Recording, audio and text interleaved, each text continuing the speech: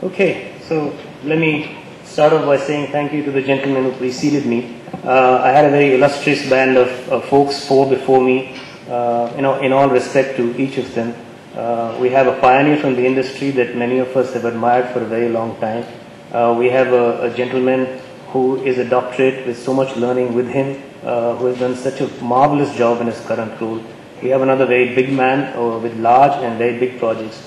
And then we have this guy who is working so close to something that may end up being the president of the US.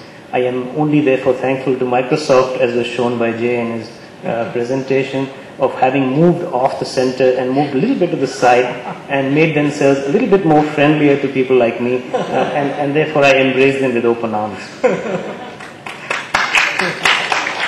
The presentation that I'm doing, I'm trying to fit myself into all this and see where I figure out. And the focus of what I'm going to be trying to look at is on what's converging. And I think everything is not converging. I think in that convergence there's lots that's diverging. And what is it for us as an operator that should keep us awake for a very long time and very late in the night? So there are obviously major changes taking place that's going on. And like three men in a boat, the summary of what this is about, it's called 8 slides and a thank you note.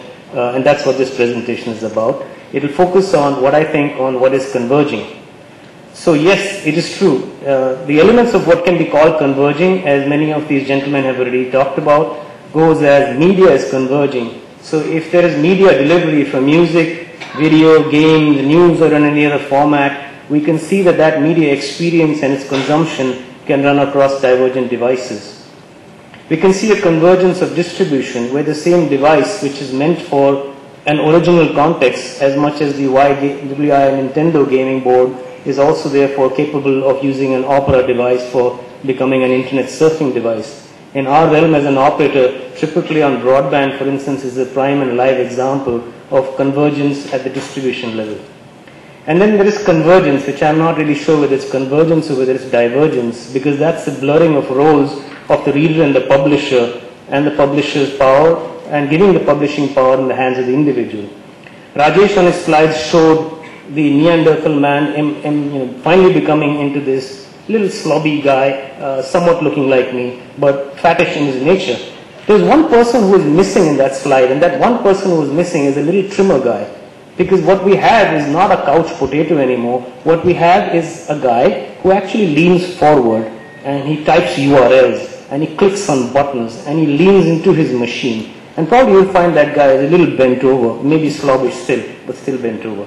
And that's what I think very rightfully was being talked about. The power of the discovery is a very critical power in this changing and evolving, convergent yet divergent space. There are drivers of the convergence.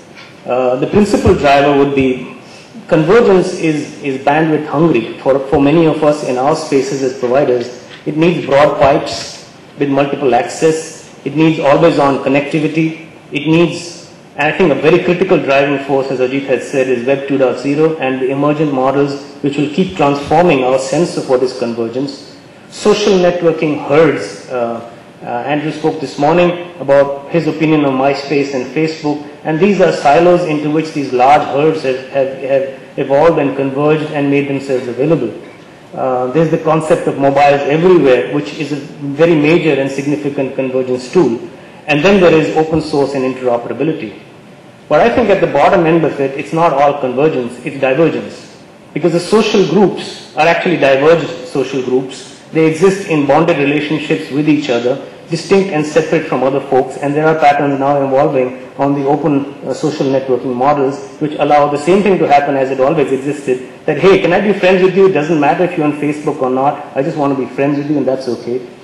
There are diverged interests. So in terms of content, micro-segmentation takes place and necessarily your content becomes into thinner and finer slices as we see it in many of the on-net diverged platforms as they are. And then there are diverged content choices. From the minds of a consumer, I think the choices sometimes are not as divergent from his point of view, but he has to make a choice. Do I go to the main TV and see Seinfeld, or shall I just hook on to YouTube? Shall I see a channel, or shall I go to the internet? Shall I look at my photos on my home PC, or shall I look at Flickr on my home TV instead? Shall I go to a WorldSpace FM, or should I use an internet radio service? Should I be focusing on mail newsletters, or should I do RSS feeds, plain old email, or just Facebook, cable DTH versus mobile TV, and messengers that ride on Google and Yahoo, or the operator-led IMs? I think these are choices that he makes, but without really fundamentally understanding that he's making a choice. It's just something he chooses on that particular day, and he goes right ahead and does it.